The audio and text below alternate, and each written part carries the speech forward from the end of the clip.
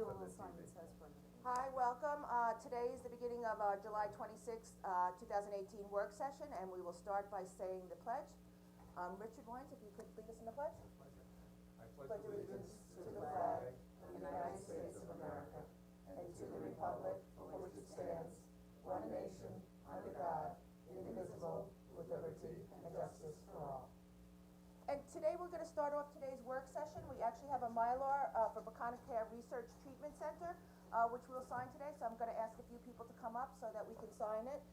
We have Andrew Drazen and Steve Krieger from Angle Berman, if you'd like to come up and join us, and Kevin Goldstone and Dr. John Morgenstern. Kevin is the Director for Venture Operations at Northwell, and Dr. John Morgenstern is the Director of Addiction Services at Northwell. And Chris, did you want to come up also? No. And I'd also like to welcome up our planning department to be part of this. We're all gonna come over to your houses. So I'd just like to say a few words first, that, you know, this is really more than a new business coming to Riverhead, and this is clearing the way to help for a new business that will help deliver not only an economic boost to our community, but also good jobs. We are in the midst of an unprecedented epidemic of prescription drug addiction that is stealing the lives of our children, destroying families, and hurting our community.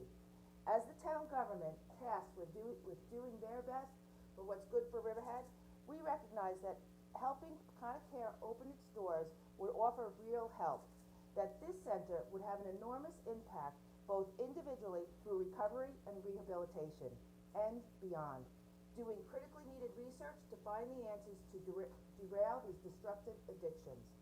We're proud to stand here today and officially declare that Botanicare has full approval and full support of Riverhead, and we are proud to help them open the doors to hope and healing. So congratulations. Thank you so much. Thank you. Thank you. Thank you. And so we will have the official signing of the Mylar.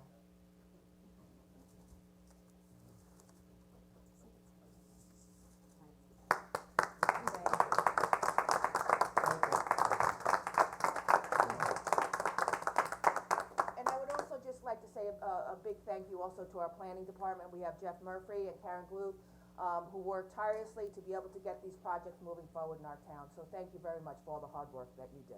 So thank you. I will sign the rest of these this afternoon. 2 hours later, you'll still be signing. Is there anything that you guys? Sure. I'd like to personally thank the town on behalf of Angle Berman and Northwell Health for all the hard work and the diligence and persistence that the town had to get this project done. We're gonna help a lot of people, we're gonna save a lot of lives, we're gonna do a lot of great research here. It's such a needed project for the opioid epidemic, and addiction in general is just escalated to an unparalleled level in the last few years, and we're here to help. And we want to be a part of the community, we want to bring the community into the center and educate the grade schools, the high schools, the middle schools, and we're going to make a tremendous impact on Long Island and New York State for the addiction crisis that we're all confronted with. John, you want to add anything to that at all? Well, I'd just like to say that representing Northwell Health, we're extremely proud to be here today. We are on the front lines in our healthcare facilities of the opiate crisis that's affecting our area, and this is an enormous opportunity for us to help our communities really overcome what's really become an epidemic that's been unexpected and continues to evolve. So having this treatment program and the research that will go along with it will really make a huge difference. I just wanted to say on behalf of the purchaser of this property that we want to thank the town board, we want to thank you, Supervisor, we want to thank the IDA for everybody's cooperation in making this happen. Since you've been elected, I think there have been a lot of changes in the town, and I think that your vision has been really inspirational to the rest of the town in making this project a reality, and I want to thank you on behalf of the purchaser very much for making that happen. Thank you very much. We look forward to the ribbon cutting. Thank you. So, thank you. Yeah, thank you. Thank you. Thank you very much. No, I don't No red? Yeah, no red tonight? Didn't get a Thank you. memo. Thanks again. All right, thank you very much. Thank you. Thank you.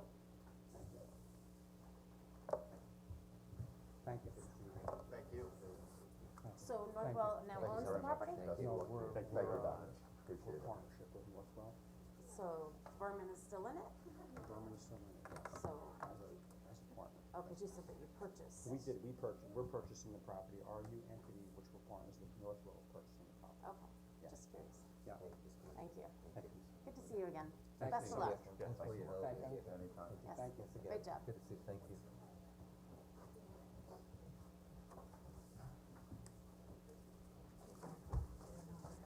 Yep. So now we will continue on with our work section. The next item up is Riverhead IDA. This is a 6-month follow-up update from our previous meeting. Just also one note, Councilman Wooten is just running a few minutes late, but will join us when he is available. So if you guys would like to come up, I think we should have enough chairs. Yeah, chairs all over. Yeah, thank you. Megan, we have a lot of black chairs.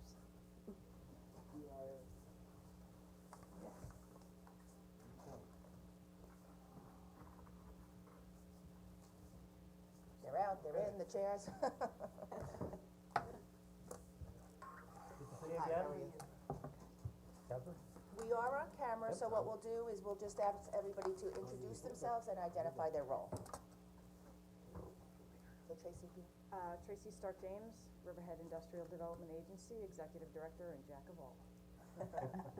Lori Pipchinsky, I'm the Vice Chair of the IDA. Tony Barisi, member of the IDA board. Tom Crusoe, Chairman of the IDA Board. Bob Kern, member of the IDA board. Dick Ehlers, attorney for the board.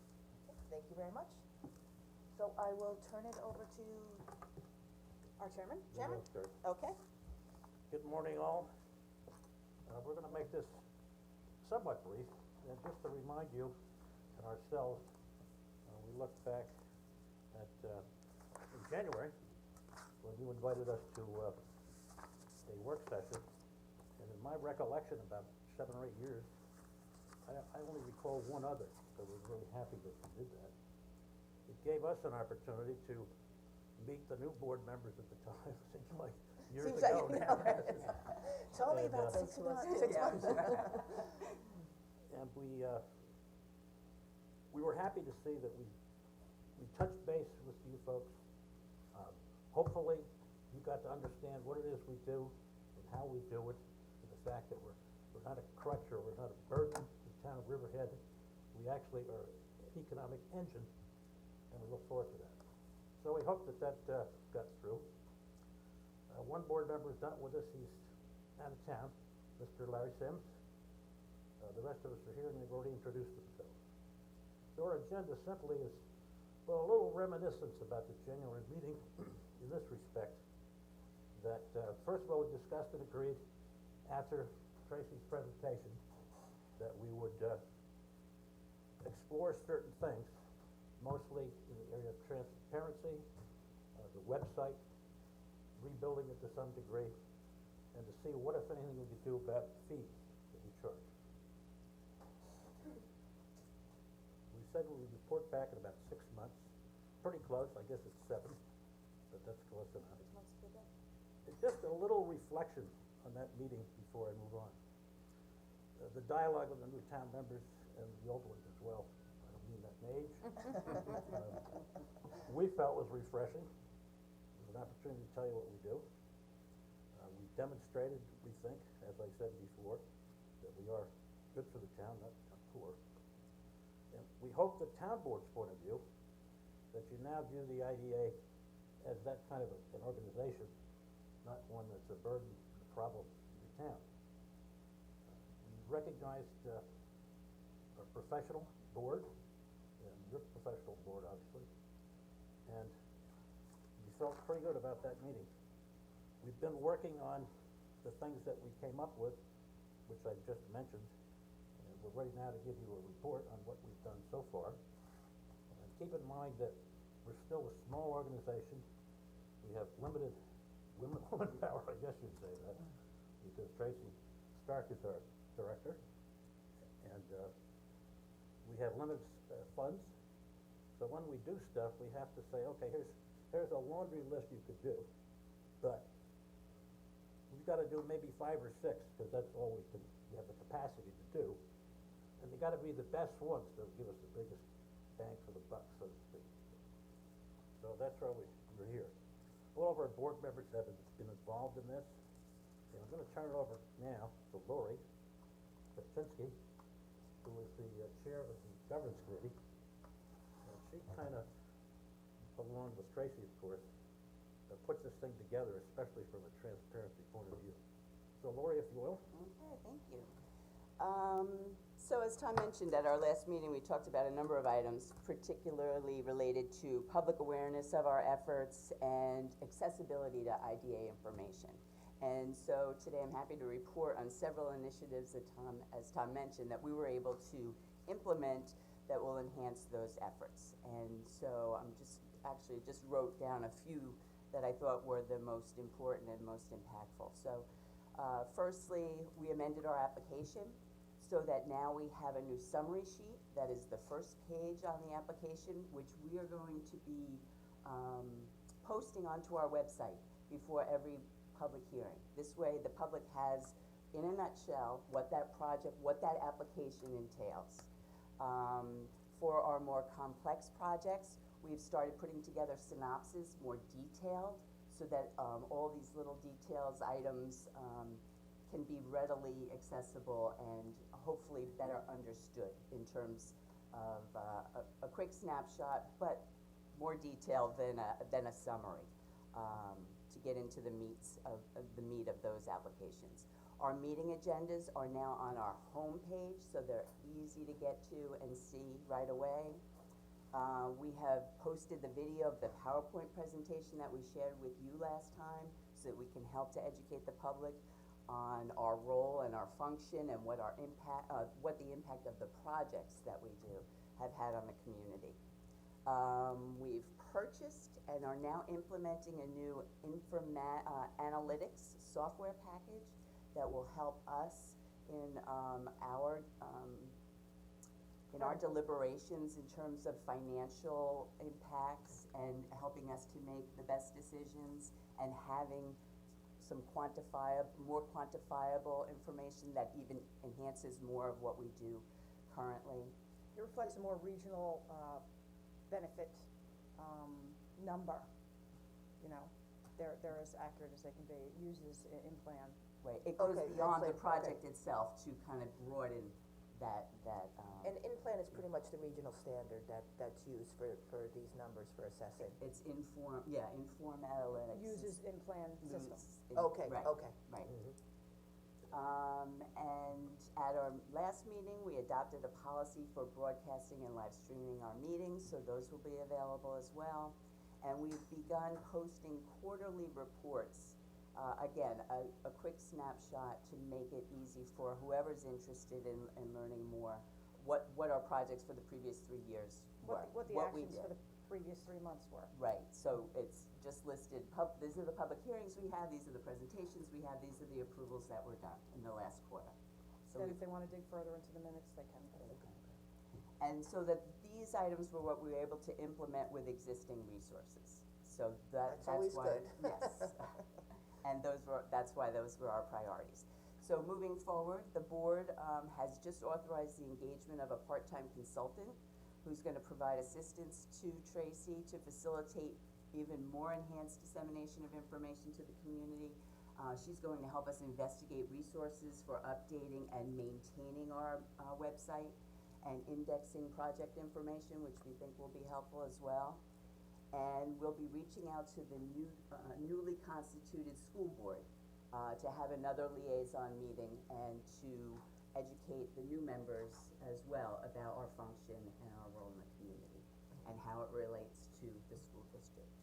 And just out of curiosity, and I know, go ahead and finish, I'll ask my question. That was actually Oh. it. So those are the things that we're happy to report that we've done in the last 6 months, and I think that you'll see a lot more accessibility and enhanced it's very, information. and our social media is up, Oh, well. that's right.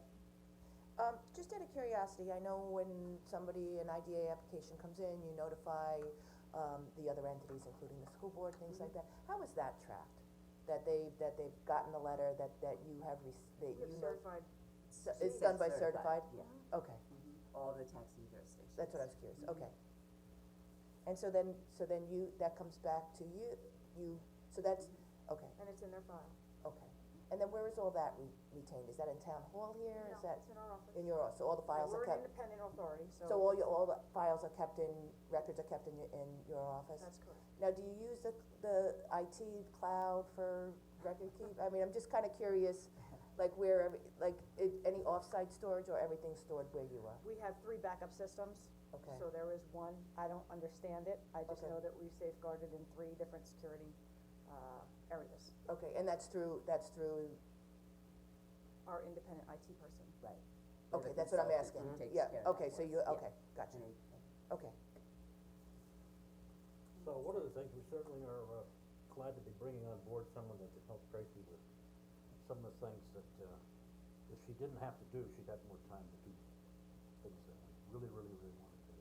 But these are important as well. Tracy, if you will, the website is, still, in progress. But things change as we figure it out, we implement it, and we move on. So I didn't mean to put you on the spot, but just give us a couple of things that, are different than they were in January. Well, I think Lori listed them, you know, She did, as a matter of fact, you were talking about transparency, website comes in anyway, so you get into the same conversation in many ways, many times. so just to recap, you know, there's a projects page which now has some, a basic synopsis of the projects. It gives highlights of some of the reasons the projects were approved. And then the quarterly reports is on there. You know, given our current state of the website, limited to where I can put things. So as much as we'd like things front and center, there's no room. So reports and links has, the quarterly report in it. And, as we explore some options, I've asked for, assistance from the other IDAs actually, who have recently put out RFPs for marketing and PR firms. They're gonna share some information with me, although their budgets for marketing alone is more than my budget, period.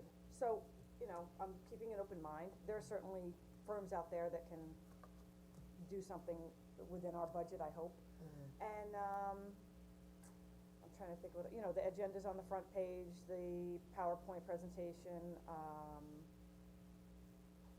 I've changed all the draft agendas to, adopted, but, you know, if that doesn't get done in a timely way, the minutes are there, so it does reflect what was what was addressed. So if it says draft in a couple months still, they're not really looking at the agendas, they're looking for the minutes, and they can research that. Thanks, Tracy. Any more, or we don't have to go into everything? Nope, okay. We'll be back with the rest of this, because it'll be an ongoing thing, obviously. But at some point, we'll recognize that you can't have the best website in the world or even close to it. It's gotta contain what it contains, which is the most important stuff, and it's gotta be timely and accessible fairly easily for the person who wants to go on, member of the public, or member of the board, or whomever. I'm just curious if the projects that are not approved are on there, and reasons why they're not approved, or is it just the projects that were approved? Actually, you know, the one that was denied recently is no, it's not up there. Well, it should be in the minutes. It's part of the Sure, quarterly right. report. Yeah, it's in the quarterly minutes. report, and it's in the minutes. We really feel, I think we all agree on this, that, we really don't wanna be publishing people that we turn down. Other than as part of the operation, which, as you said, is in the minutes. So, I feel that that's not really good. Well, Oh, you If didn't it's a get it, you didn't get it, resolution, you didn't that's get it. But I That's think in the denies. quarterly report, there's be something that, you know, whatever, 7 cases came before you, 4 were approved, and then they get tracked further beyond that, so I would imagine you can capture it somewhere, somewhere in there, Do that, sure. yeah. But there are a lot of people that actually come and ask for the IDA, and they'll say, I wanna build a retail shopping center, and they're told from the get-go, sorry, you're not eligible for the IDA benefit. So information is not submitted, an application is not submitted, and it's not fully vetted, because it's not eligible for the benefits from the get-go. And then there's also other applicants that I know, because I heard of this yesterday, where someone will come in and say, hey, you know, we went in and we wanted to build this project on Route 58, and we wanna create 70 jobs, and, you know, the benefits just aren't there, because it's not a blighted site, and we don't roll the taxes back to 0. So they left, and they went to Gabreski Airport, where they're paying 0 in taxes, And they're moving the 70 jobs there, and that's where the 70 jobs are gonna locate, because our IDA said, we don't issue tax incentives on Route 58 for this type of project. So, you know, those projects that come in, which I know they come in regularly, because people come to me and I'll say, you know, just give Tracy a call and ask her if the project's eligible, and when they go into the scope of what they're trying to do, they're immediately told that you're not eligible based on your project scope. Well, I think that, you know, something like that may be, if they came in to see you and it was a business that was looking to locate and jobs here, if there was not an opportunity for that. I know we don't necessarily have an economic development office here in the office, in town hall, but we hope that there would be some cross communications either with Dawn, which I know you speak to quite regularly, or to notify my office of that also. So we can figure out if the opportunities like this are being lost here in Riverhead, we need to close that gap somehow. I So I certainly think, provide resources to Yeah. anybody that calls. Yeah. And even those companies that we cannot assist, if they're simply looking for a site, phone call to the CDA office, if I don't know of a site, you know, to the best of our agency's resources, anyone that calls the agency is assisted to the best of my capacity. And you try and keep them here, I mean, Correct. that's That's your goal. Tracy's door doesn't end at the IDA, you know, threshold there. She's an economic developer. She wants these businesses to come. She continues to do everything she can to, encourage that. Whether it's beyond the IDA scope or not, has and always has, so. Yeah, I'm and pretty confident. Gabreski Airport is a competitive force to be dealt with, because they do have the sewers, they do offer the zero taxes, they offer the, you know, low lease dollar amounts to occupy the space. you're not and- asking people to go to Goreski, are you? No, what I'm saying No is more on that, no, what I'm saying is that our taxes are very high in this town, and they seem to keep going up. And when a business owner is looking to come to town, they're looking at the dollars and cents of it all, and that's the bottom line. And we need infrastructure at EPCAL, so that we can start offering these opportunities for other businesses to come to town. Infrastructure's big.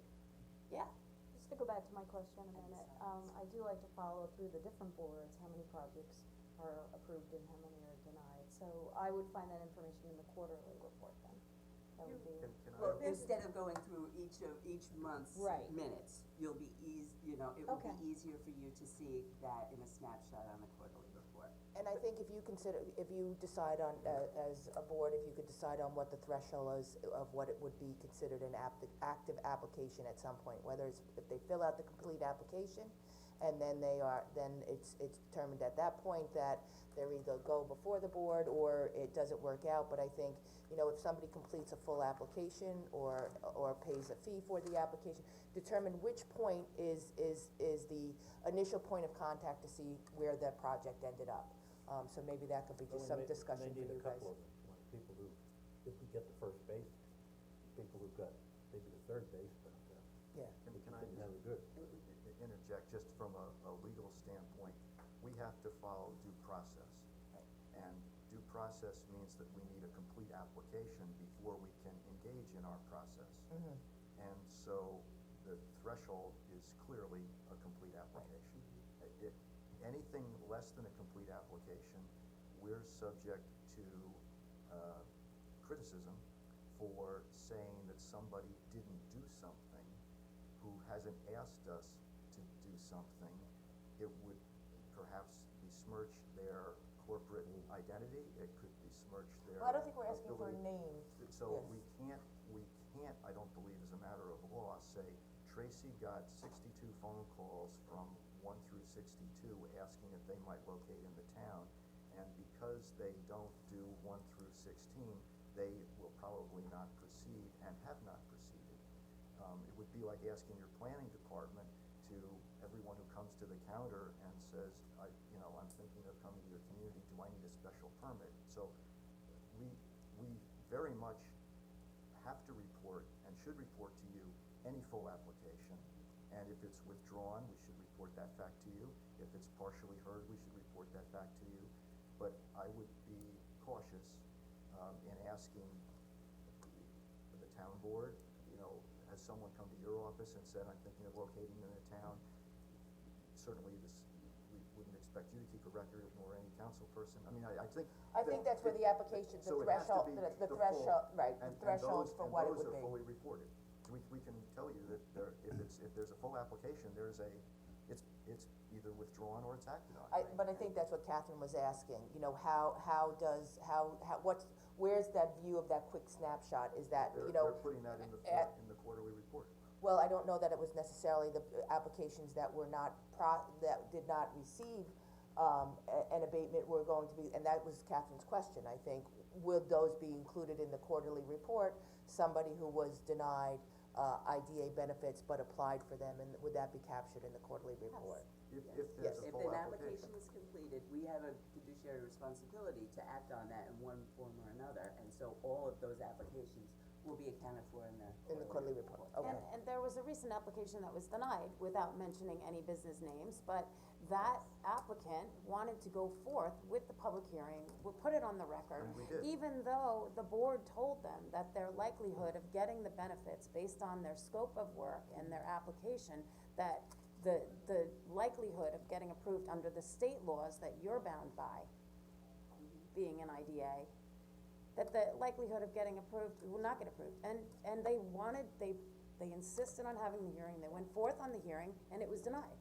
And we never heard the end of it again. So I think that the IDA board is doing a good job as far as looking at the scope of the development that's coming in, whether or not there's going to be a positive economic impact on the tax base, whether there's going to be an impact on job creation and the positive per se, and bringing good jobs and bringing, increasing the economic development in the town of Riverhead. And I know that you're bound by the state authority as to what can and can't be approved. So I thank you for all your Thank you diligence for on your that. kind words. As an aside, I'm sorry, Dick Ayers, I never mentioned your name as our counsel. He introduced himself. But he introduced Yes, we himself. did. Happy to be quiet in the corner. I appreciate what you've done, in terms of the meeting in January and taking the information that we had, that we were looking for, that I think people in the town were looking for, and I think you've done a good job in updating and creating a higher level of transparency than you've had in the past, and I applaud you for that, cause I think that was needed, and it's a much, when you go to the website, it's easier to read through and see through and find what you're looking for now than it was before, so I appreciate that. Appreciate it. Good job. Very good. I have one other question, fee structure, any thoughts Oh, on yeah. that? I didn't forget it. Because that fuels it all for the You know what? PR and the Yeah, everything marketing we and the do. website. The conversation so far leads right up to fees. Okay. Because they're part of the, attraction. Are your fees more than, less than, or at least even with your competition? And pretty much our competition, I think you'd agree, is Suffolk County IDAs, towns, IDAs. Well, again, I'm going to mention that I don't consider it competition, I look at the Okay. regional progress, we've collected data, Properly we've said. started to analyze it, I think we're right in the middle of where we wanna be. That's the answer. And I think there'll be another meeting, and if there's any changes, you'll certainly be notified, Okay. I think we're- just we're the comfortable with where we are. the thresholds were different, that was the only, I think the fee structure was the same, it was just the threshold for the fee structures. In a few Where- cases, There were that's minor true. differences, actually, and in many cases, we were higher with some fees.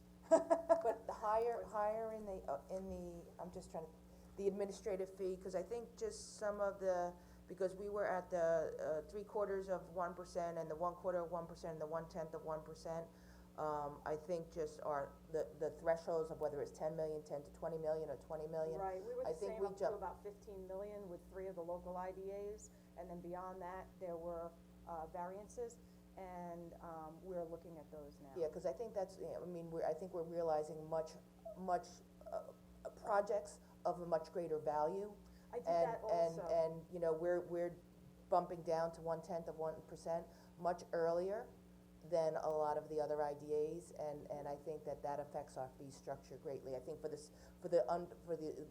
projects of, that aren't quite as costly to build, I think, yeah, where we should be, it's just a threshold at the higher end before we jump to the 1/10 of 1%, I think. Your point is Interestingly well enough. taken, Yeah, and that's pretty much what we're looking at. okay, all right. We realize we don't have a lot at those levels we wish we did.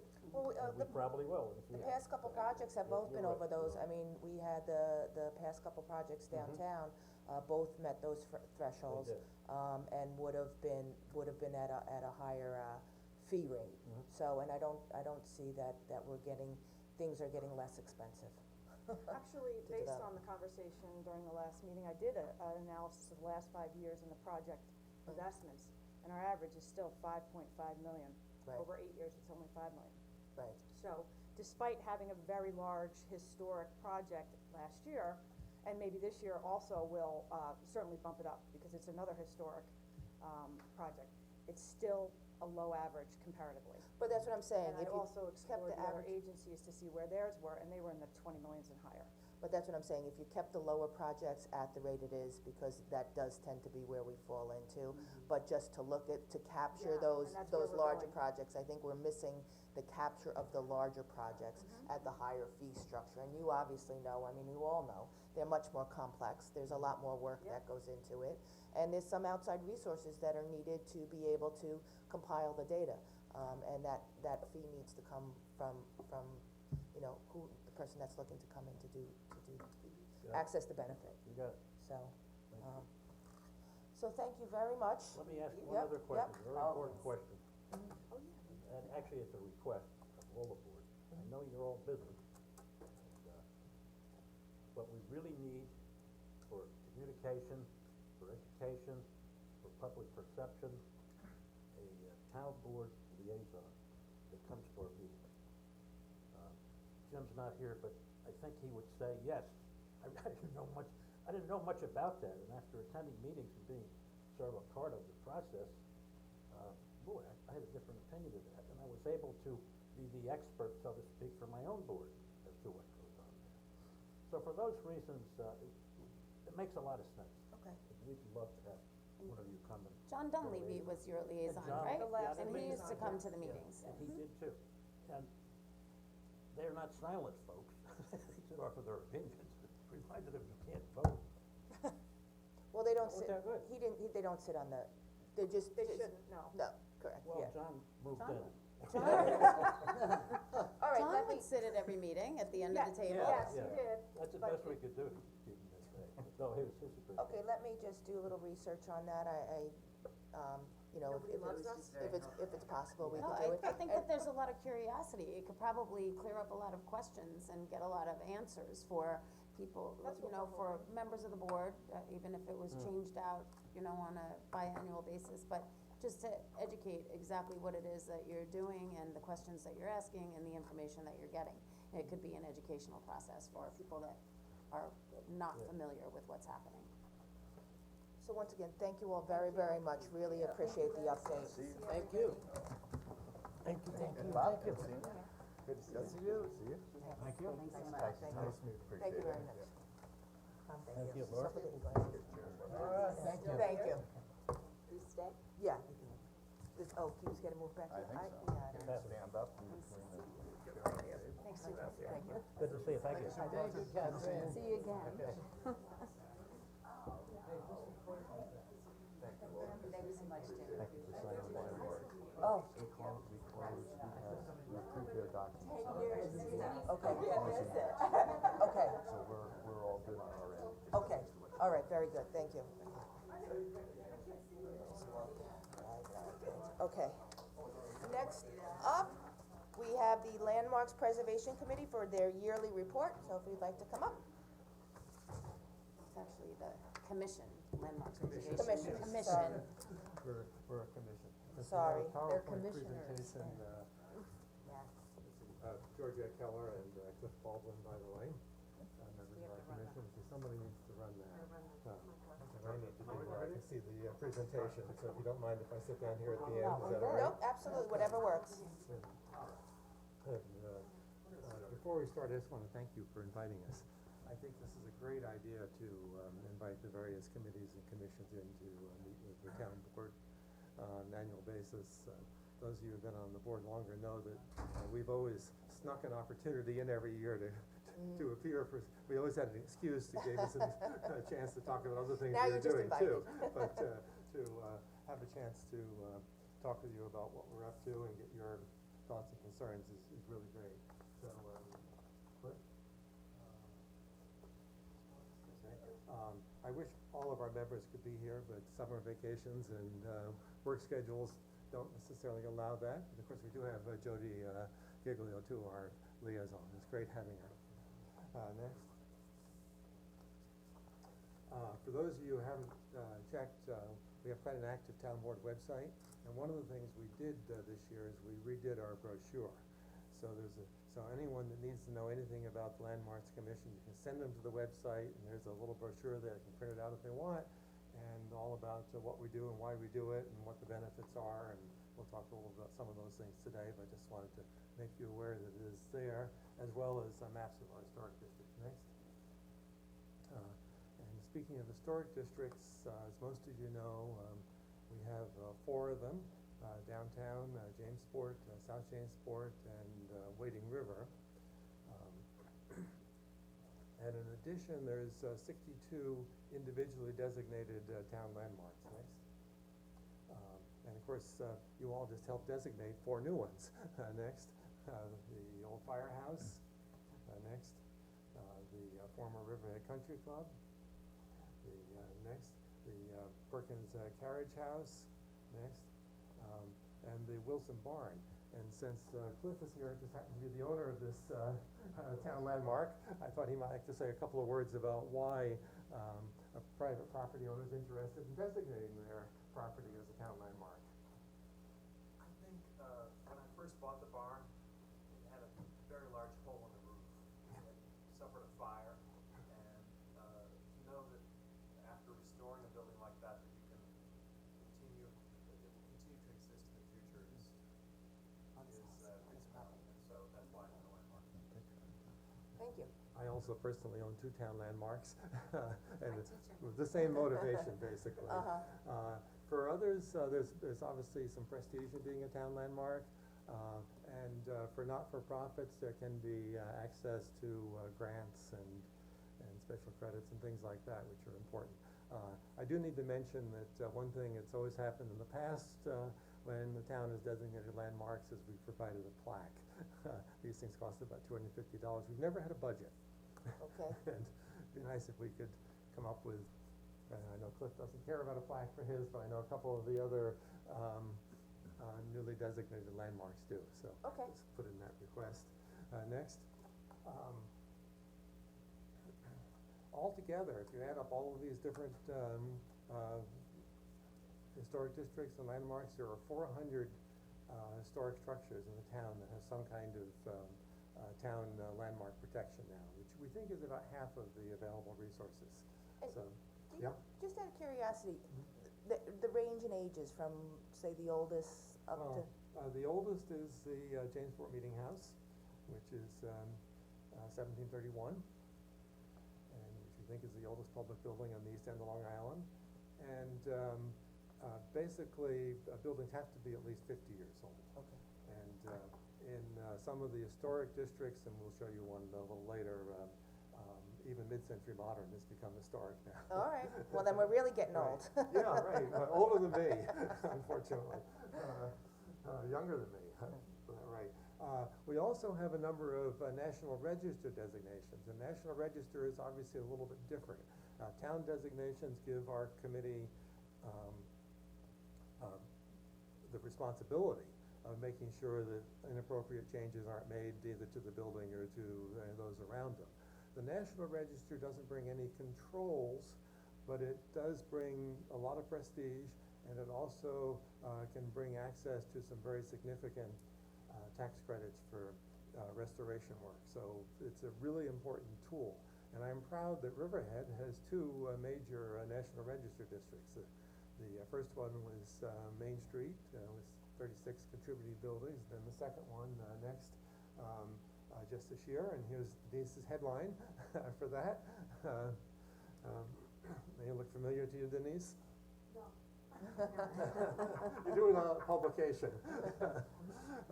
Anyway, but we want to thank the town board for your assistance, and it took us 7 years to get there, but we think it's important. Next, and you know, this is a little outline of what's included, I think you're familiar with this, and it's on our website too, next. And some remarkable things there, this is a view in like 1906, next. You know, and there it is today, our next. Again, about 1910, Ostrander. Thank you to you and to the Historic Preservation for the Landmark Preservation for intervening to be able to save one of the Right. buildings there, which is really quite remarkable. Well, thank you, thank you, that was a real team effort. Next, there it is, one of them. Remember what that looked like a few years ago? And next, and there we are today. And next, this was actually the slide I took from my presentation to the town board, asking for your support for the second Ostrander district.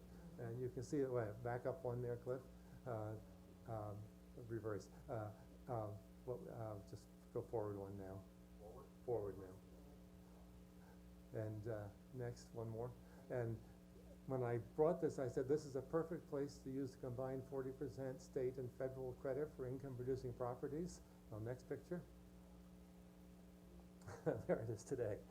So thank you for your help. This was, and we certainly want to thank Joe Petroselli and the Petroselli family for not only preserving and spectacularly restoring these two structures, but also, of course, East Lawn. I think we forgot to put a picture in of East Lawn, but we think they're deserving of some kind of acknowledgement from the town boards, who will be coming back to you for that at some point.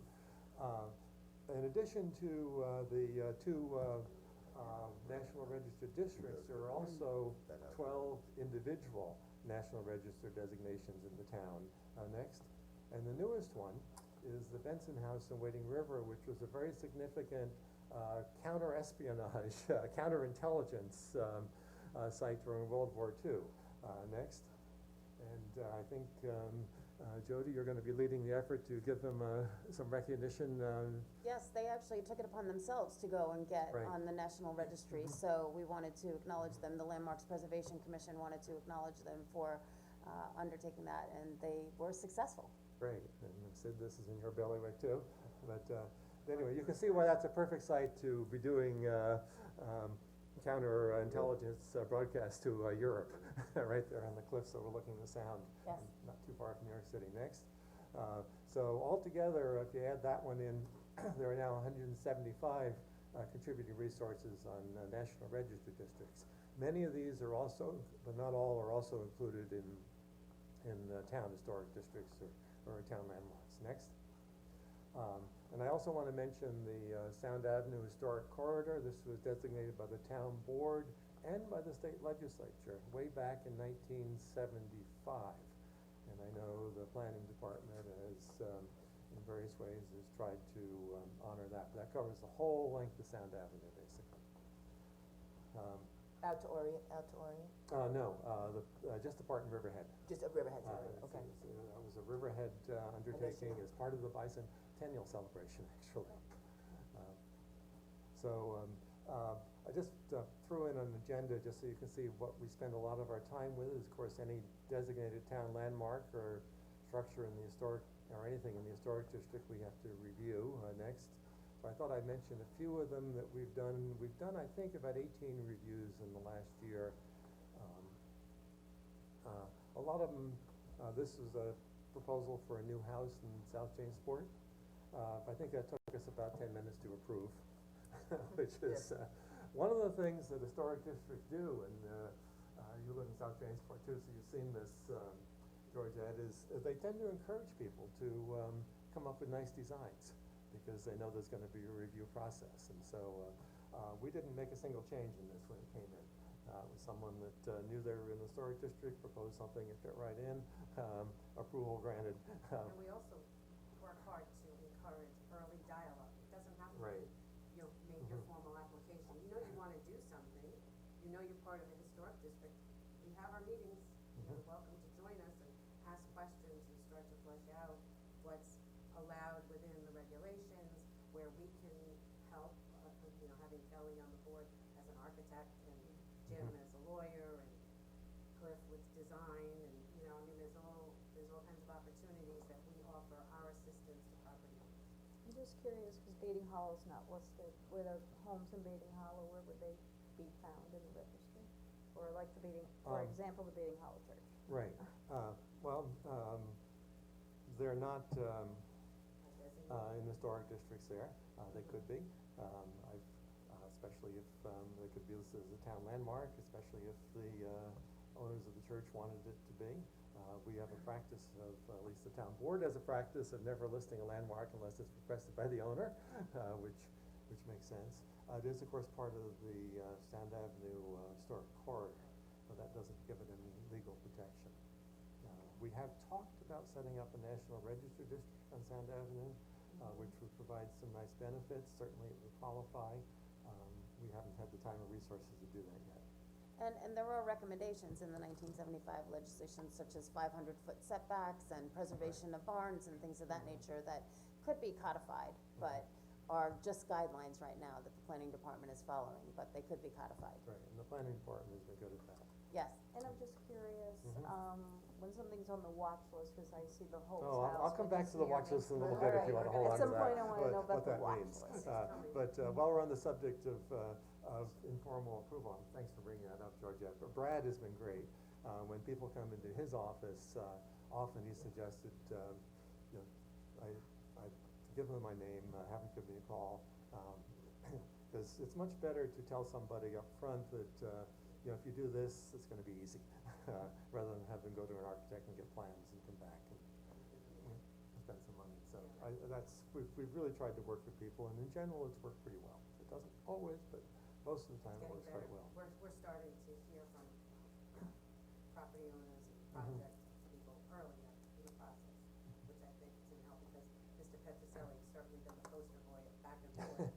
And so we've kind of learned from that and have really tried to make it known out in the community, come see us. And one thing that we don't have in the presentation, but we've been working on and have accomplished, is the joint meetings between the landmarks and the ARB when both are applicable to a project, to get a jump start on it and meet with the applicant ahead of time before design plans are drawn. I'll mention one in just a moment, because that only applies to the ARB and the landmarks. We have joint jurisdiction downtown. Yes. Every place else, the ARB has sole jurisdiction, or we do, depending on what it is, but this happens to overlap there anyway. Next project, this is kind of a typical project that came in. It happens to be in the Jamesport Historic District, not a particularly historic house. They wanted to do next this, and we said, yeah, sure, right away, no problem. Next, some projects are a little more difficult. This is the Georgia Green project. As you all know, the town board is very familiar with it. I'm always amazed how good an architect's drawings can make something look. And we were very concerned, and the ARB was very concerned, because look, you can see that McDermott Avenue facade there. Next, that's a 350-foot, 5 or 6 story wall. and neither us or the ARB thought that was appropriate. Next, and they modified it a little bit and put some you know, little variations up there, but it was still a flat wall with a 6-inch setback in a few places. And with the town board's support, we were able to push a little harder. And next, and we got this, which has significant setbacks. You know, they got 10-foot setbacks here in the entrance area. We got some setbacks up here on the top. So, you know, better, considerably better. It will look much better. It will feel better. It won't be quite as imposing. But we're still constrained because the zoning allows basically 5-story lot line construction, which is where Catherine's Downtown Revitalization Committee comes in. But just wanted to show what we were able to do, especially with the town board's support. But I think we could do even better than this. I mean, this building came a long ways from what it was originally, but it could have been even better. Next. This is another example of project we worked on. It started out as the Blue River Estates, next, and is nearing completion downtown right now. And again, we worked with them to divide the facade up so to make it look like smaller structures, to get that lower roof line in that one little section there. We didn't change the number of apartments in there or anything. That was hard to do under the current zoning, but we tried to work with them to make it a much better building, and this, when I say we, it was the Landmarks Commission working closely with the ARB, because they have a lot of architectural expertise, and we've always shared a member too, which helps that. Next. I do wanna say downtown, we encourage, modern architecture. Some people are surprised that a Landmarks Commission, would encourage modern architecture, but our downtown has buildings from every period. We have buildings from the Greek Revival period in the 1820s, through, various Victorian styles and Second Empire styles, like the Star Confectionery, and of course the, Suffolk Theater, and so we also encourage to continue that dialogue with contemporary styles too. We think our downtown was one of the things that makes it unique, is having that whole variety. You could do an architecture course here, it's going from building to building, because we have everything, and we wanna continue that. And Richard, you may just wanna touch on also the additions onto historic structures and the non-competing with the historic structure, Next, because. actually. And a good example of that, Jody, is the library. Didn't have the color one, but, not library, the Historical Society, and we encouraged, the addition to the Historical Society to be a contemporary structure. And that meets, National Register guidelines, and this building has been on the National Register for a long time. They actually encourage, it's not always the best thing, but it's often the best thing to set the historic building aside to have the addition be different. And that was the course we took with Preston House too. Yeah. But is there a percentage of that? I mean, cause I've seen it in other places, I've seen in Syracuse and things like that, and where they're doing it, there seems to be a limit on the percentage of modern that gets attached to historic. So is there, you're saying you encourage modern, so I guess my question is how do you determine the complement or the balance of modern versus? It has to be on a case by case, and sometimes, like the Roanoke Avenue School, the architect there has done a great job adding an addition that looks just like the original building, makes the original building look better. Generally with very small additions, you're almost better matching the original style. But then when you say on a case-by-case basis, for downtown, for example, right? A case-by-case basis, so if you took each case and you said, well, this could be modern, does the overall component of downtown then become modernized?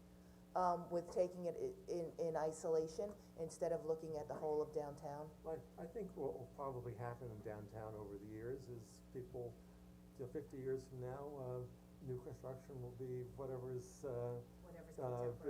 contemporary then, and we'll have this very interesting, we'll continue this interesting dialogue between the various styles and the various times, and we don't really recommend historic replication, especially in new buildings. Especially in downtown too. I'm just gonna say, where does that philosophy come from? Where does it come from? Well, I think the best explanation from a historical standpoint, as Richard's already mentioned, that we have at least 5 different periods of architecture. We are now living in one, which will be historic 50 years from now. So what's built now should reflect what is happening now in architecture, and I should say high architecture. It's not what happens in the little mini malls built on the side of the LIE, but, like what is the fine architecture of the time? That's what we should be striving for what is new. In terms of percentage, we have no ability to restrict on that. For example, if a parcel allows a certain amount of development, that's what a builder is allowed to build. So we push the envelope, like with the one he just showed you at Blue River, how it was then made to look like it was street separate, because that's more in keeping with the dialogue from building to building in our downtown. We don't have those massive structures. Even the corner of Roanoke and Main Street, that's 3 separate buildings, but they're all adjoined. And while at that time, it was that they all kind of were continuous. Uniform. Now, that's not the case for the rest of downtown. So that, I think, we do have to look at case by case, because there's also what's allowed by zoning for a property owner to do. So we try to just mitigate the impact, or the negative impacts that a flat line, or a shadow line, or a shadow cast across the street on another contributing structure in the district would have. And I just wanna ask, I wanna include Cliff, your background's in design too, right? So you guys are looking really for a mix. Absolutely. There's a good example that just came into our meeting last week, the Chase Bank building. Yeah, we're gonna get to that, we're gonna get to that one too. Okay, so, okay. But if What I I've been told by you guys is that you wanna make sure there's not like a cookie cutter look, so you're looking for a mix. And just because I'm working on the downtown revitalization, Georgette brought up, obviously there's a concern about full build out, because the zoning allows it. And that was where you guys had such an We get issue stuck, with yeah. some of the buildings, because with the full build out, the massive look and the impact is a challenge. pretty- Especially in the riverfront Especially area. by the river. By the river. The river deserves better. Yeah, and you have a lot of historic structures that are on the north side that don't have that height and scale. And so then what happens when you block that view? Then you don't have the same view as when you stand on Main Street, let's say, by the East End Arts Council, as when you do now standing in front of the church on Mrs. Daraska's front yard, looking toward the river. A lot now becomes obscured, even just by the height differences. Now, that being said, I mean, I certainly understand when the code was written, the vision for downtown was much different. We now have a different vision for downtown, that it's a national registered district. Right, and certainly as I'm driving, I mean, the projects aren't up yet, and I drive up and down Main Street so many times, and as I'm driving west, it is really beautiful right now that it's open and you're able to see to the river. And I'm enjoying that, Right.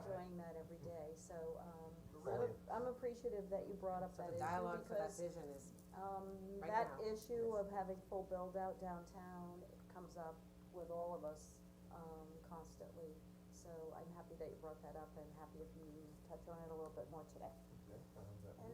And if I could just touch on the case-by-case basis, because we are very fortunate to have the people that we have on the Landmarks Preservation Commission and on the Architectural Review Board, because they are talented people. And when developers come in, you know, Mr. Petroselli probably took 8 or 9 stabs at the Preston House. And, you know, one was a Floridian look that looked like it belonged in Boca Raton, Florida, then another one was, It you know, evolved, the but it stone. evolved, it went through the process, it was one. architect. The Italian-esque stone behind the historic structure, and then examples were brought in Boston and in other parts of the world where, you know, a lot of these historic structures had the glass behind it to create like a halo effect around the historic structure, to not compete with it, but to enhance the historic structure that was being, and reflect it. So it was, we have very talented people, and we're very fortunate to have all of you. And all of this is where the form-based zoning comes into play, where, you know, certainly we look at, since you brought up the riverfront, what has a sense of place there and what works there. The riverfront is the river is certainly a jewel for Riverhead. I mean, Agreed. we can't ignore it, we really need to pay as much attention to it as possible, and especially since our Main Street is right next to it, it's so obvious. It's such an asset. Basis of our name, it's basis of our It's existence such an as a amazing town. asset, we you know. really need to really step back and understand that, you know. Right, and as we build out, we need to understand how we enhance it instead of hide it. Absolutely. Well, I think when Showcase the it. buildings first went up and years ago, they didn't necessarily think about There was highlighting the river. industrial back there then. Yeah. Right, and where the mills so, were. you know, clearly we need to make that swing now. Absolutely. Shall we move on? Yes. And then, Since this project just came to us on Monday, and I felt bad because Dean is already 6-7 months in, and this is the Right. first time we even knew about it. Michelangelo's Pizza wants to move into this started out as a Standard Chartered Bank in 1962. It was, and then became chartered something else, and then Chemical, and then Chase, and then the Riverhead Project, and I have to say, when we were thinking about a National Register District in downtown Riverhead, we were thinking about including all of the 19th and early 20th century buildings. And the experts from which would have come up to like the Suffolk Theater and the Methodist Church there, and the experts from the State Historic Preservation Office came and said, oh no, you have to include this. You know, this is a great building because it's a wonderful example of mid-century modern architecture, even though it was just barely old enough at the point to qualify for the National Register. That was 2006, and it was only 52 years old, but it did qualify, and of course, mid-century modern furniture and everything else has become all the rage now. So, anyway, they came to us. You have the next picture? This, of course, is when it was a Riverhead project. They mucked it up some. Next. But this was the plan that Michelangelo's presented to us. It was stucco. They were basically it's gonna stucco, cover, not even $40,000 worth of ephes, stucco which they is an wanted. artificial stucco, cover up the tower, cover up all of the original architectural details. We told them, of course, one of the things they were covering up was all the Italian marble. Because they wanted the Right, all that look white Italian for a Italian piece of marble. our heart, which is what the original, siding on the building is, and so a representative from Michelangelo's came in, and we met with them, and explained the historic significance of the building, and talked about how he could maybe save the $40,000 worth of EFS that he was gonna have to put on, and we could approve it very quickly if he preserved it, and, I got a call back later that day, actually the next morning I guess it was, that, yeah, we're gonna preserve it. He sent an email to you at 10:30 at night. Right, I'll preserve right. it. But they, wanted to move forward quickly, so we worked with, I went to the ARB meeting yesterday to make sure that they could do an expedited approval, and so they are now ready to move forward. I need to send you the memo, Brad, I'll get that to you later today, and I don't know if there's anything else in the way of their building permit, but basically they're going to do a little patching on the marble, they've already taken down the ugly iron railings and stuff, and they're gonna change this, cement block thing a little bit, so the original entrance will now become an entrance again. Is But the they'll whole, be, the whole orange thing's getting pulled out? yeah, Yeah, yeah, okay. yeah. They're gonna have an awning, but it's gonna be retractable. But it's Right. retractable, So it so isn't, it it won't be interfere. permanent, and last night, I was at the ARB meeting, I'm the liaison to the ARB, and so I got to see, the ARB and Landmarks working together. Richard came and brought, what you guys did, and I'm very pleased and appreciative that you guys intervened, and he was able to get the changes done, I think, in a day. Yeah, Correct. right. He woke his He architect up that morning. he was a bit and said, "We nervous need new Monday afternoon, drawings." but he was like, Does the retractable stand up as well to the elements? No, but they don't want it out all the time. No, I know they're there's a only, couple down the road Yeah. that look not appealing. it's going to be So I'm from- I'm just wondering if, just to pay attention to make sure that it's something that's going to be able to, There are commercial solutions out there that Yeah. work well. maybe that, just that are approach more that. modern. But I think he's talking about a power one too, which will be easy, and because he said once it's later in the afternoon, it's cooler, nicer, it's not needed. So basically for evening dining, you don't want it, you wanna be able to see Right. the But it stars. does create an ambiance, Yeah. so And it's, and if it's raining or anything Right. else, so, if you end up with heaters, whatever you're gonna do, it may be out there longer than you think, depending on the weather. But the ARB actually asked him to put it under the overhang here, which is where the Landmarks Commission wanted too, because then it's a temporary thing, doesn't impact It's not the permanent. historic structure at all, but it'll also be protected whenever it's not in use. But it may be used a lot, that's all I'm Yeah. saying, so hopefully, Sure, it right. would, I would pay attention You to want it what to look that is, good, right. because we have others down the block that are not standing up to the test of time, and it really impacts, the visual impact is The end, yeah. tremendous. That's maintenance, yeah. You mean when it's open? If you. Over if you- time, When it's over tattered. time, they get tattered, Right. yeah. And just to stand up to the elements. Yeah, but I did think it was helpful, I guess you guys had touched on it, and the ARB asked that it be sort of tucked under that That overhang. overhang. Yeah, cause we had even suggested that he somehow suspend his signage within the tower, rather than boarding it up and stuccoing it and applying it to the front, that, that marble, all of that marble, that somehow with however you light it too, would also showcase the architectural They're feature. gonna hang a sign in that, inside that space there, is what the plans they presented yesterday show. So, should be good. Anyway. But it's interesting too, Richard, that you may wanna touch on when we took the walk with the State Historic Preservation Office and they wanted to include this building. I mean, one of the things that they were most fascinated with were the box trees, the plants and the Yeah. bushes in front of the building that they wanted to That they were preserve still and there. have kept there, but it's just, That was a little over the top. it was, but it's interesting how that contributes to the architecture. But that made the district then expand down to Ostrander, which then took in Howell and Preston House. Yes. I know we're talking about outsides, but when it was the Riverhead project, there's a very cool room downstairs Oh, yeah. with all of the old bank, Yeah. safes and things that And are. our landmarks concerns only so far, Right. have regulated, try to preserve exteriors. I know, and Some places I'm preserve hoping he'll interiors preserve too, that. we haven't done that, it's not in our code.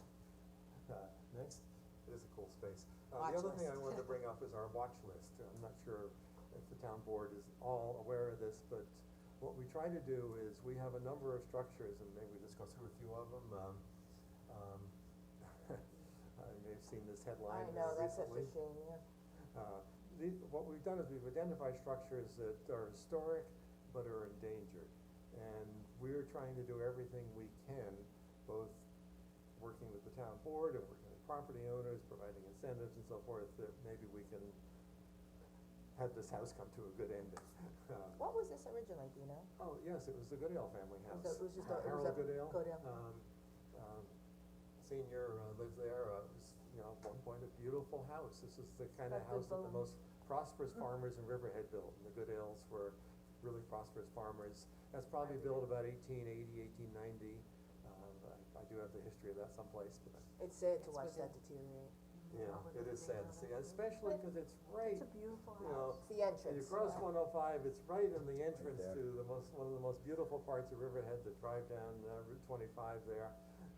So we wanna see what we can do in this one. The next one is, And we've adopted legislation last year Yeah. that allows for additional uses on the property Right. that would be prosperous for somebody that were to buy these historic structures and fix them up, that they could have additional uses and build additional square footage. Only if they preserve the you structure. have to designate a town landmark, which And means they have to preserve the preserve it. But yes, so we have some incentives, and we'll come back to those, and then, of course, this one's right next door. I have just talked to the owner of this one, lives up in Maine in the summer.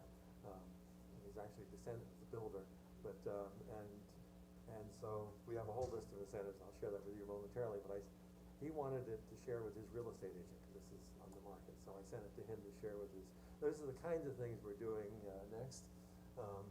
Georgette, maybe you can talk about what we're trying to do with this one? Well, this house is in foreclosure It's one of the oldest houses on the main road, if not the oldest, by the way.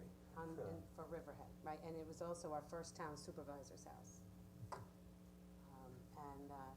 So it gets difficult, once it's in foreclosure, it's really controlled by the law firm that handles the foreclosure for the bank. So the layers of, trying to get through, so all I've been able to do is leave messages, with the company that it was farmed out to by the law firm. So they basically just make sure the asset is protected from collapse, but it's in need of a lot of repair. And it sits, right next door to the Kingdom Hall, church and across from Vertebrae. But it's behind a hedge, so you don't really notice it a whole lot. But it's a slow process of Wonderful getting. looking house, but it is, it was built by the person who later moved to Riverhead and hosted the town's first meeting, Griffin, and then it became the home of the, militia leader who, led the militia in the War of 1812. The two battles up on Long Island Sound, so there are some interesting connections too. Next, and this house, also has parts that date back to the 1780s, and interestingly has a direct connection to the town's slavery history, because the owner had 4 slaves at the same time he was the minister in the Accaboy Church. So all these interesting histories you can tell in this house, and then it became the home of Squire Halsey Young. The Squire part tells, I think, something about its significance. Do you wanna say something about this, Cliff? No. No, we're quite discouraged. It belongs to, what? Les Alexander is the property owner. He's the owner of the Houston Rockets. So they do have some resources. I do wanna thank Brad for, giving him a citation recently, because there was a number of issues with, lack of maintenance and windows that were falling out and causing danger and things like this, and we really appreciate, cause we think we need to keep some pressure on the owners, and maybe it'll give them the, bring about change. they'll come back with a plan to do something good with this, because But it's, not too much pressure where they We don't actually want them to go in and demolish it. demolish it. right, there's not a So town Brad has landmark. been treading very lightly, but still trying to get the point to keep the basic repairs up. And at least to begin the dialogue, let's open some dialogue, trying to get actually in touch with the property owner to do something is the I first think there is hurdle. somebody that's talking to the property owner, I'll see if I can find out that That would be contact great. information. That would be great, thanks, Laura. Next, we've, put together a memo with all the incentives that are available, and, one of them the town board approved a few years ago is, basically a 10-year, decreasing tax abatement for the increase, if someone fixes up an historic structure like the one we just showed you, and the appraisers increase the assessment, there would be no tax on that, decreasing, over the next, 10 years. So that's one incentive we can offer. Next. As long as the uses remain the same and it doesn't go from a house to a commercial project. Well, it can become commercial. It can't become, you can't turn it into a two-family. That's the one exemption. Right, or bed and Right. breakfast. It can definitely be commercial. Another incentive that the town board, recently enacted, and Jody just mentioned this one, basically permits a few additional uses, mostly in the healthcare area, and also allows 100% increase in the footprint as long as it meets other zoning codes.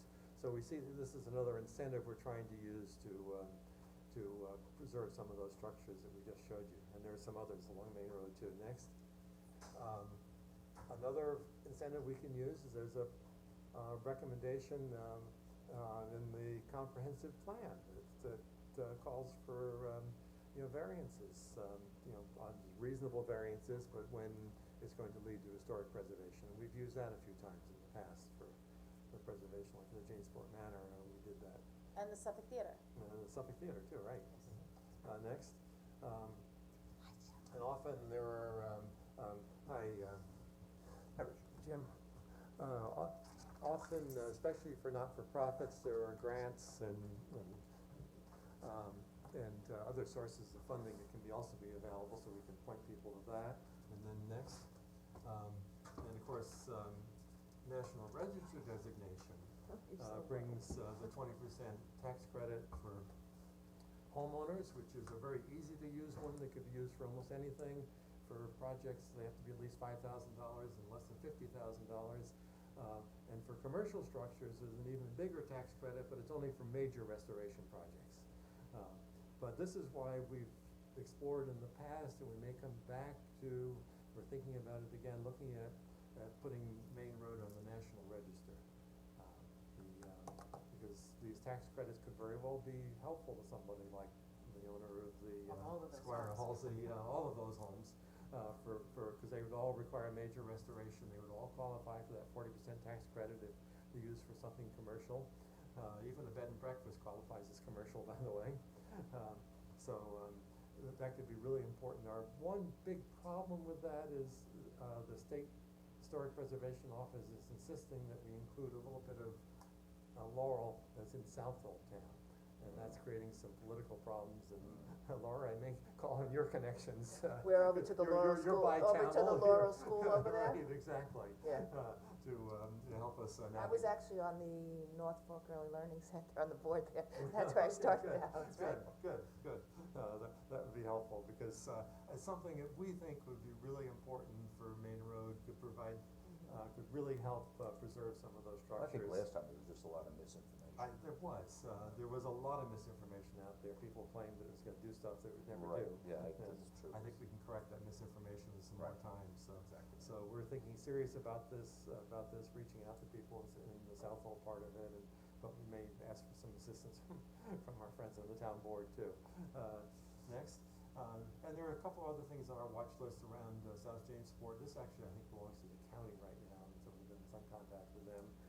South Jamesport Avenue next, of course this one, and next. That's also South And, Jamesport and next, then the Hulse House, this is a part of Wildwood State Park, so, we've been in contact with, Barbara and Irving Holtz. Yeah, Barbara. They That went was to my Barbara, that was church. Barbara Holtz's house, but we've been in contact with Wayne, the head of the Long Island State Parks, and my They've had it understanding. for a while though, they bought it. Well, the park Once you're department has still owned it for a really long time, and Mrs. Holtz had life rights to the house. She had a life It's a neat house. Dr. Holt, she was a doctor. Yes, well, it's still full of medical, when I went through, it was still full of her Oh, is medical it? stuff, but, it's a neat house and part of the history, and my understanding is in the last few days, the state parks has sent somebody in to do an assessment of it, so I think they're moving in the right direction. After all, it's the New York State Department of Parks, Recreation, and Historic Preservation, so. Right, they and are- also the Landmarks Preservation Commission was, reaching out to the state saying that you've created all these cottages now at Wildwood State Park, and this would be a perfect location for a cottage, so I think that's another Lots reason of why the things they state could do with it, is right. taking interest in the building finally. Next, and the last thing we put on our watch list, we saw this advertisement in the paper. This is the Sound Avenue, former Sound Avenue Congregational Church is a town landmark. So needless to say, it's a major concern, and we see real estate advertisements for it. Fortunately, I think, we may have, already, found a, sympathetic buyer. I can't say any more than that right now, but, so I think this one's probably gonna be in safe hands. It's a beautiful church. It is a beautiful structure. Circa 1829. And it's connected to the history of the meeting house on Main Road, Like too. most Tushio real estate advertisements, you have to read it a little bit carefully. The church was founded in 1829, this is actually the fourth building. The Grange Hall across the street was their first building, which was built in Right. 1831. Did someone just buy the Grange? Yes. Yes, a Buddhist group bought it, Okay. and they're really doing wonderful, that was on our watch list for a while. Yeah, no, it looks like they're doing a nice job with it. And I work closely with with that group to help them navigate. There's actually a provision in the original deed of gift that they're not allowed to have any Methodist preachers there. So I luckily. won't ask how that came about. That's not a bad thing, but do you know when this, Luckily, when they're this building Buddhist, was so. built? Yes, 1904. That's what I figured, it was 1904, built about the same time as the that- front of that the our church, because it's Riverhead Congregational it's Church. the same Right. design. But this was designed by a Brooklyn Very architect, similar, Jim. as it turns out. So it is a cool building. And I just wanna mention a couple of other things, we always have other projects we're working on, just to close up, next. We are working with the BID on developing some kind of a walking tour. This would probably be an electronic walking tour that, you could go around and maybe QR look at the codes on sign your and point phone. at it, and it would tell you all about stuff that's going on. Needless to say, we're not making much progress during Alive on 25 in the summer, but we'll be back to that. They're a little But busy right now. can I tell you, You sure? it's, even to just look at the historic structures around town, because, I don't know if you've seen that, there's that Netflix thing Turn about the, spies from the, American Revolution, they used to talk in Stony Oh, Brook. Peter Ring. So I actually just tried to do the tour for that one with the app.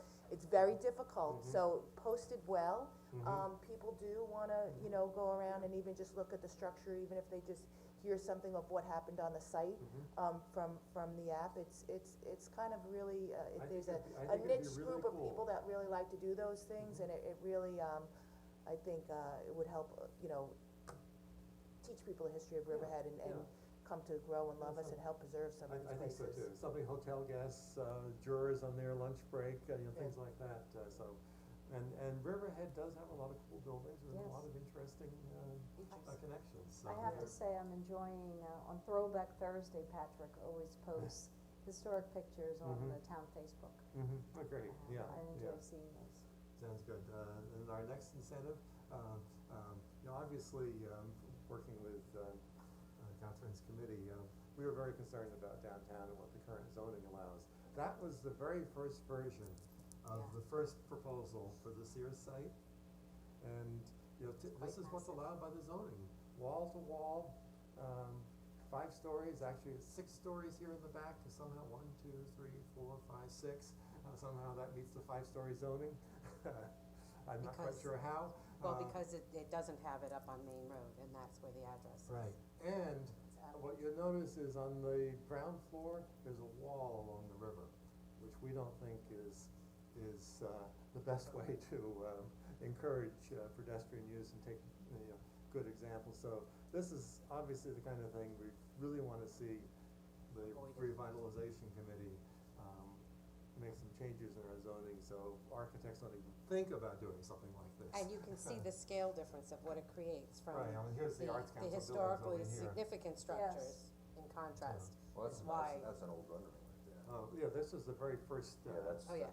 cause Yeah, it's probably. But that's what zoning allows right. currently. I just show that, cause that's what current zoning allows, and Yeah. we have to, just one more slide here, and so we did put together a group of recommendations, which I think, you've just shared Yes, with your, I did, we your actually, committee. Richard and I met, we talked about the recommendations, and we worked with those this week at the Downtown Revitalization Committee. And this is just one example, and our concerns are, historic preservation. And so we did, send a member to, when you were talking about parking downtown, because we were concerned about making sure that, the need for more parking wasn't gonna threaten historic buildings. So we appreciate the change that made in the parking code to require parking for, residential structures there. But just one example, and this fits into the form-based design, is if there is a historic structure, our recommendation is you draw a straight line from the roof of that over to the adjacent building, and then not allow anything within a 45-degree angle going up from that, just so it doesn't visually threaten, something like the Arts Council structures next door. So this is the kind of thing that we think, can be done to incorporate some protection from historic structures into the new downtown zoning. So anyway, with that, I just wanna next, thank you for your time and support, and for inviting us in here. That's cool. Thank you, it was a great presentation. I think also you have your design guidelines, We do. that we have it on your website. I think that there's a lot of information in here when people wanna find out kind of what it is that you're trying to preserve, how to best go about doing it. I think that it would serve people well to take a look at this, to see what it is that you're trying to achieve. We definitely direct people there and appreciate it when you do too. Yeah. But, thanks. And I just wanna say, I just wanna thank you guys for the work that you do. It's really fabulous, and I'm very pleased that you talked about the incentives that are out there for people that restore these homes, because there are so many beautiful old homes around Riverhead, and I would think any time that those homes are, improved and restored, it increases the value of all of our homes. Right, and that's why that's why the National Register designations are so important, because there we're talking about incentives are the best way to accomplish things, without question. Yeah, And I'd also like to thank a lot of the businesses out there that we've reached out to ask for assistance when people don't have the money to put natural wood on, or to put natural structures, or wanna change from wood to vinyl because they can't afford the paint for the wood. And we've had donations to, property owners throughout the town for paint, for materials, discounts on materials and things of that nature, so.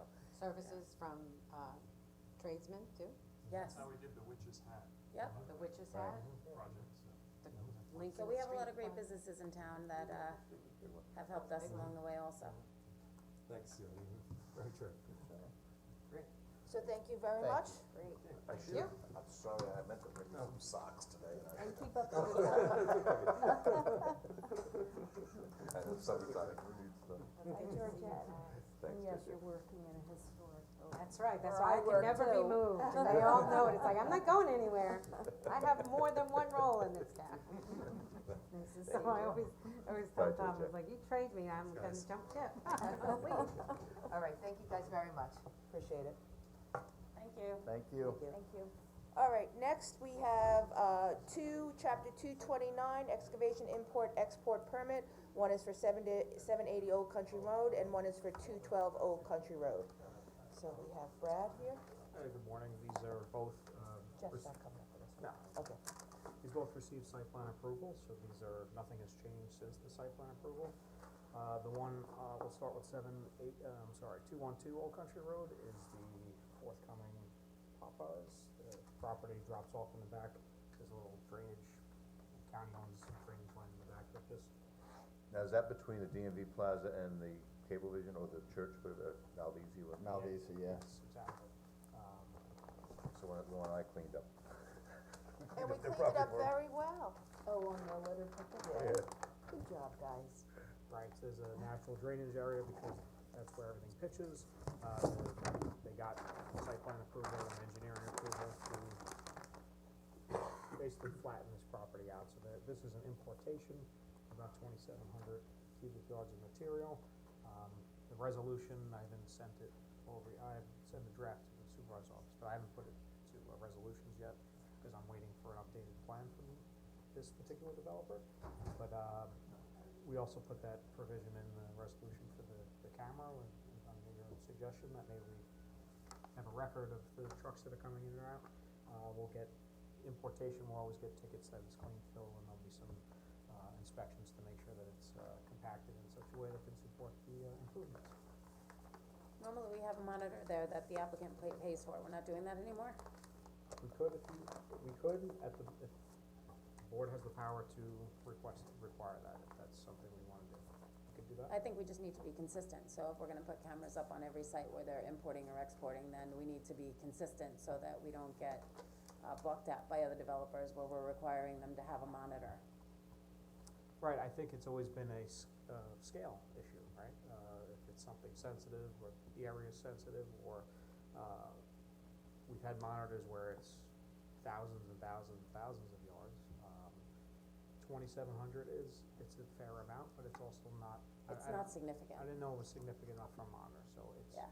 We could definitely talk about it, and obviously the next town board meeting's not until It's 100 August trucks. 7th, so. And this is a new structure, just as an aside. Yeah, it's a vacant piece of I land. always wish we could, you know, get new businesses into existing structures that are empty. Yeah, unfortunately, or, 58, As any opposed to pieces a- of property that are I left mean- is a scramble to put something in there. Right. Because the people who do own properties, they, Right. it's Well, a fair especially value. private property, right? oh my So goodness. it's probably cheaper for this particular company to purchase the vacant piece of property, but, yeah, it's getting to the point where there's not much left, right? Right. So, just out of curiosity, so for the monitors, you usually determine it on a case-by-case basis based on the amount that they're either importing or exporting? Okay, and so do we have general guidelines, or it is, like I said, it's basically No, case by case? it's in the code as the board wishes, they have the power to require a monitor. So on certain sites, like the Costco site, we had a Costco site, monitor. right. The Island Water Park, which was 86,000 yards. huge Yeah. amount of yardage, we had monitors. This, And monitor does not, a camera does not preclude a monitor? that's correct. It's just obviously the monitor is there for a certain period of time, and this would have 24/7 coverage, Right. in This- addition to the monitor if necessary. Well, you're talking about 90 to 100 trucks of 30 yarders, so and 10 trucks a day is 9 days, so do we wanna go through the expense of putting a camera and? You don't, it's not an expense at all, it's not for us, it's on the developer. Understood, but we have to have somebody monitoring the cameras, there's no sense in having the cameras there if nobody from our end is monitoring the cameras. So what I'm saying is that for 9 days of material moving in and moving out, I think periodic checks, as Jeff Seaman has done in the past on these jobs, to look at the piles and measure the piles is, something that we've consistently done. And when it's only 9 days of, import or What makes you think it's export. 9 days? You think they're only gonna bring in 10 trucks a day? Well, 2,700 yards, Yeah, 30-yard containers. Right, So 27, or 30 into 2,700 is 90, 10 Right. trucks a day, why 10 trucks a day? cause that's about how much they bring in. Oh. Within the time allotted in a day. Oh, shoot, I bring a lot more than 10 trucks in a day, I tell you that. But that's just- Well, you gotta park the truck, it's gotta get loaded or unloaded, and then, Well, you're importing, next so truck. it's just a matter of dumping and going, you know, but- I think we can Well, review that this question. is development, so, right, it has to be brought up in lifts, so it's a little more controlled, they can't just dump, they have to do 6 to 8 inch lifts. stabilization. That's something that I'm looking for in my building, build out, so. Again, it's always been 2,700 yards, I could see if you, in importation, you would think that that's gonna happen pretty much all at once, so if the board wants to put a monitor in there, we can put a monitor in there.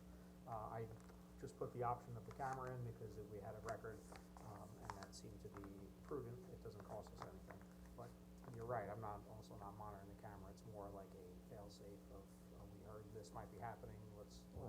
Right, so it wouldn't be in lieu of a monitor, it would be in addition to if necessary, so if there is questions, there'll be a record. I think that when it comes to importing, the more, significant question is the material that's being brought in, not how much. This is all gonna come in with tickets, those tickets are gonna Right. be on record, I'm getting a visual inspection myself and the engineer's reports on the stabilization, because they're gonna build on top of fill, so that's always something that I'm gonna need to. Compaction tests and everything else. Yeah, I like to say that it shouldn't, I don't think that's a fear in this case, cause you're developing something. It's not a regrading, it's not a, but I mean, it's always a concern that someone's paying attention to that, so. Yeah. It's really, it's up to you all if you feel like there's no clear, You can tell number. when the material's dumped, whether or not Yeah. there's Oh, yeah, organics in it, or if it's sand, or if it's loam, or if it's, you could tell. no, we're gonna know where it's coming from, we're gonna know it was tested, we're gonna know, we're gonna have those receipts. So the question is, does, Good enough does for the, me. does the board want a monitor on this project or not? Nope. I don't think so for the size of it. Yeah, as Doesn't long as sound Brad right. has a comfort level with it, I don't really have an issue. I don't think we need a monitor or cameras, I think that Jeff periodically checking, and if you're gonna have all the tickets as to where the material's coming from, to make sure that it's good material, that's good enough for me. I just want a piece of Popeye chicken, that's what I think a camera should be there, especially since it's on the borderline, so that if there is a record needed, we have it.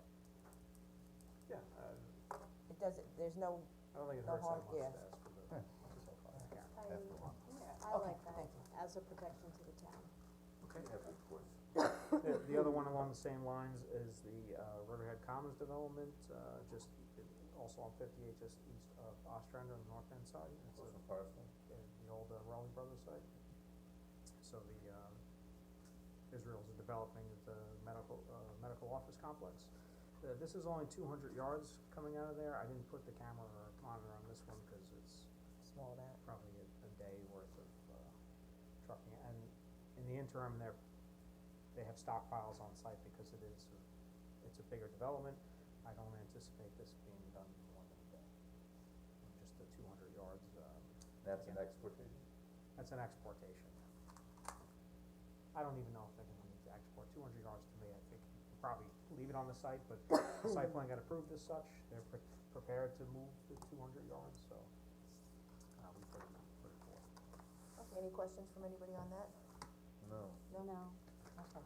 agree with that, thank you, All right, Brad. thank you very much, Brad. It was very nice. Thank you for monitoring. Decade or so. And just a reminder, we have our train station cleanup this Saturday. Saturday. Saturday at nine. Choo-choo. Yep, 9 AM, we're all ready to go. We have, if you're coming, bring some shovels with you too. We have a lot of plants to plant, a couple hundred. So we are looking forward to that. And those are donated By Home Depot, we donate that. The highway department has Are been. they evergreens? They're perennials. Or So we have perennials, we have evergreens, we have boxwoods there, we have Boxwoods? we have a little bit of everything. It's going to look beautiful. And the design Who did the was done. design? The design was Cooperatives. Cornell Cooperative Extension, They'll did be the there too? design. They will be there also. So we're, Is there irrigation? we will be, the irrigation is still being looked at. We're watering it for the first couple days. The irrigation is there. MTA is working with us on that. This And is the Home- worst time to plant, but that's all right. I know. Okay, And Home Depot, well, we were hoping the sprinkler system would be up and working. There was a disconnect with a couple of the pipes. So MTA is working on it. They've been out there assessing it already and are, okay. it's being worked on. It's not that it's not there. It's just, a matter of getting it all connected and hooked up. And I see the MTA has been out there working. Yes, Yes, they they've been report- the other repointing the work. building and all that Right. last week, yeah. Yep. Doing a good job. Yep, so, we'll be ready for the fall season, for everybody to take the trains and come visit out here instead of driving. And ride home with pumpkins. Yeah. So can I have a first and a second to go in executive session? One for a personnel matter, regarding parental leave, contractual, which is a negotiation with the Riverhead Town PBA, litigation, Town of Riverhead versus Plaza Auto, Town of Riverhead versus 18 Oak Street, Kirk Alfano versus, Lieutenant Lassard, Town of Riverhead versus Tooker. Who is that? Is that what that's supposed to be, Lieutenant Lassard? I'm not sure why that's spelled that way. Okay. Yes. Is that okay? I'll make a motion. Okay, first and I so second? moved. Seconded, All in favor? aye. Opposed? Yes, well. So carried.